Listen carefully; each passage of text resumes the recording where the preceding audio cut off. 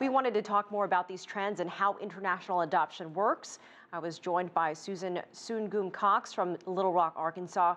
She's been an adoption and child welfare advocate for more than 20 years. She was also adopted from overseas, and here's what she had to say about the lower numbers of adoptions from China. We anticipated the numbers would be down, and they have been decreasing over the past few years. You know, China had a change in the one-child policy. They're also just doing a great deal in terms of their own domestic programs. So the fact that there are fewer children placed from China also demonstrates the capacity of people in China to take care of children themselves. Why has China looked to the U.S. And American families in the past to adopt children?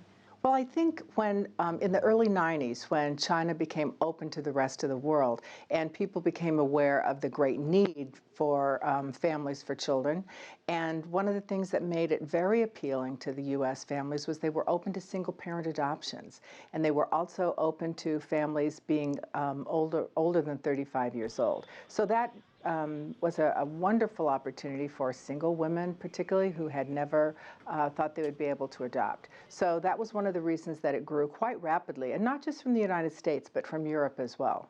So how do these international adoptions work? Talk to us about some of the obstacles. How are families screened? Sure. Right. Well, you know, one of the things about adoption internationally is that you're working with two governments, two cultures, two, you know, the geography, the two languages. So that makes anything that would happen more complicated.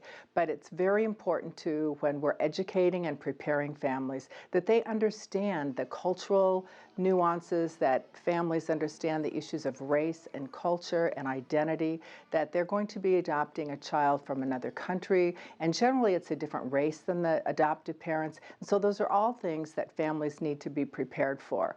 Adoption is a lifelong experience, and so families need to be educated and prepared for all of the different times in a child's life through adulthood. We take that, I mean, I think that's one of the things about adoption that has improved over the years, is our attention to preparing and screening families. How does the United States rank in terms of destinations for child adoptions, and what other countries adopt the most internationally? Sure.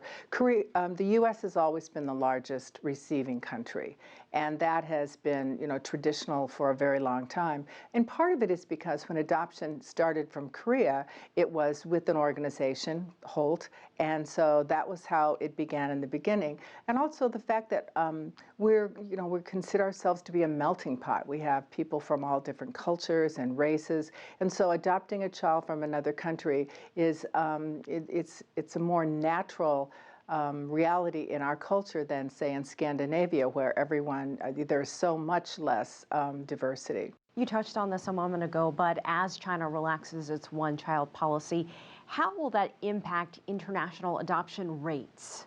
Well, I think, for one thing, the people in China, I think, are eager to have more than just a single child, and that they will maybe be adopting children in China.